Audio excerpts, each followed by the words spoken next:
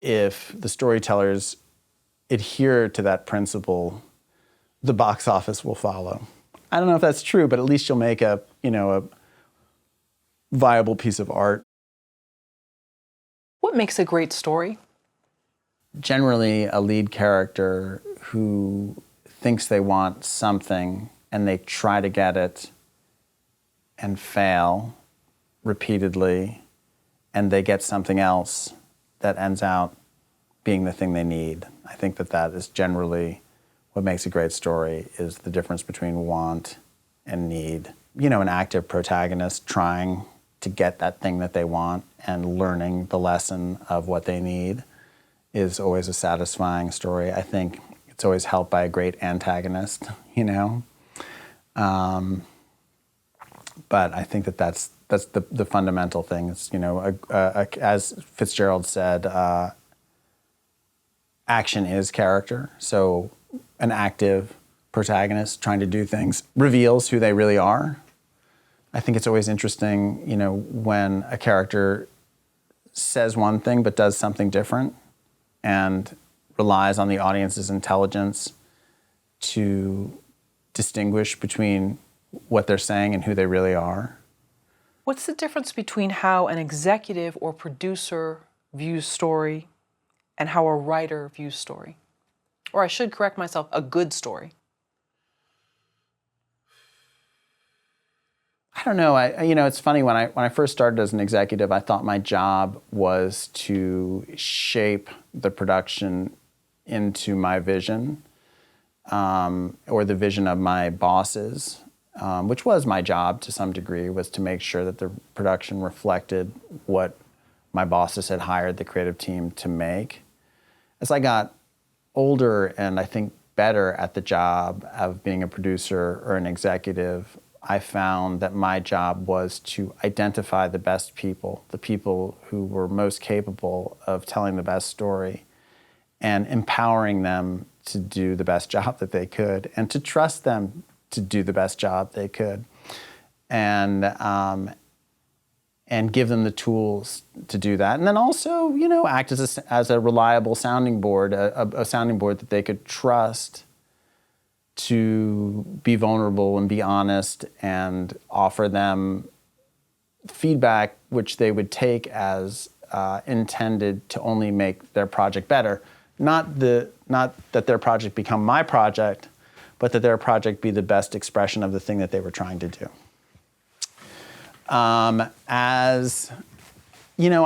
It's funny, as an executive, we often, when I was at Phoenix Pictures, we would often have this question of, what does the audience want? I think that becomes, you test the movie and you present it to, a test audience, and they tell you what they liked and what they didn't like and what they want and what they didn't want.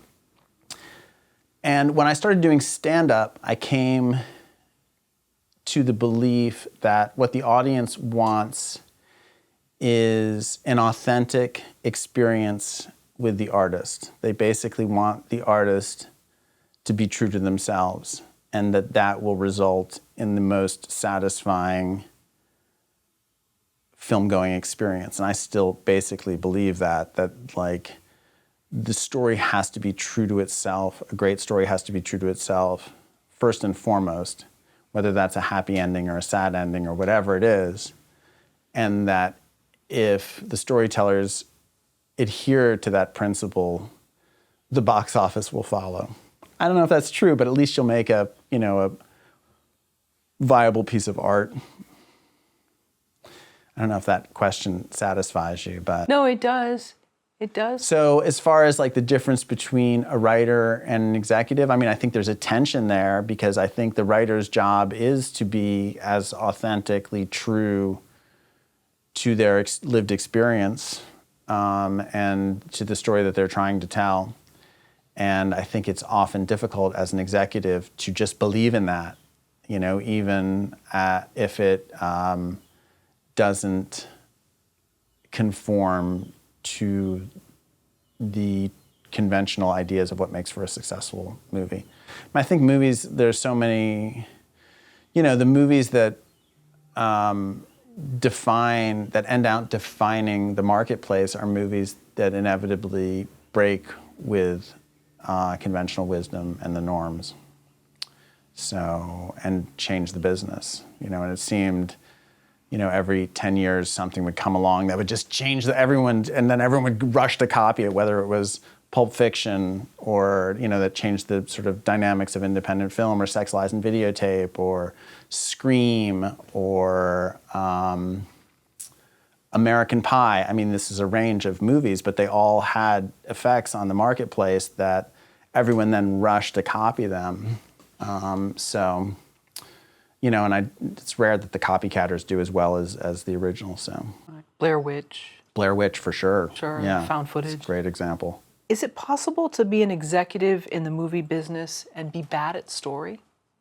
I probably. I don't really know. I mean, you know, the funny thing is, as an executive, you don't necessarily interact that much with other executives. You know, you're sort of in your silo.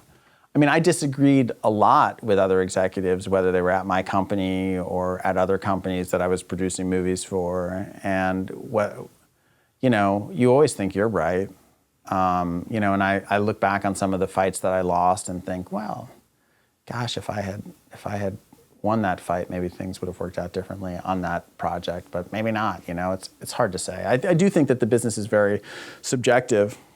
I think that's one thing I always struggled with as an executive, was just like the subjectivity of it. You know, well, you know, if you look at casting, when you make your list of who you want to star in the movie, and if it's Kevin Bacon playing the role, it's one thing. If it's Andrew Rannells playing that same role, it's something very different. Maybe they're both great movies, who's to say? And you know, you think like, oh my God, I can only make this movie with X, and then they pass, and you're like, oh, well, I guess I have to make this movie with somebody else.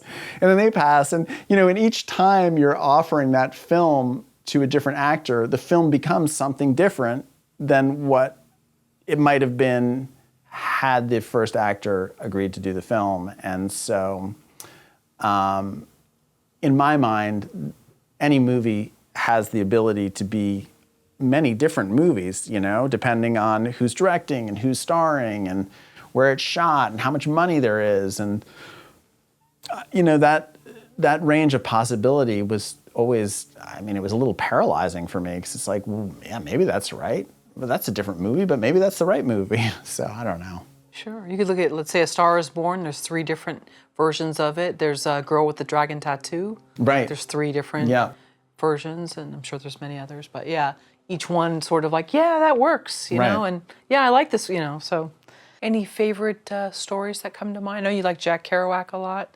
You've said I mean, I love Kerouac. I mean, Kerouac is, you know, he's such a beautiful writer to begin with. I mean, he really is able to paint a romanticism of American life that is unparalleled, I think, and do it with these, you know, very electrifying sentences. And, you know, he had sort of an outlook about life that I really responded to, as far as being sort of a rebel and an outcast and a contrarian. But, you know, I always loved Network, you know, a guy sort of raging against the conventional wisdom, and just sort of the crackling dialogue and the over-the-top characters in that movie. I always think of Salieri as being the best antagonist, because, you know, Amadeus had the thing that he loved the most in the world, and yet he set about destroying it. It's such a incredible, you know, it's self-destruction at its highest level, basically. Seeing the thing that he doesn't have himself and just being so jealous of it, he'd rather destroy it. And even the process of destroying it sort of destroys him. Thank you for watching the video all the way to the end. Here is a complimentary question from our book Story Questions.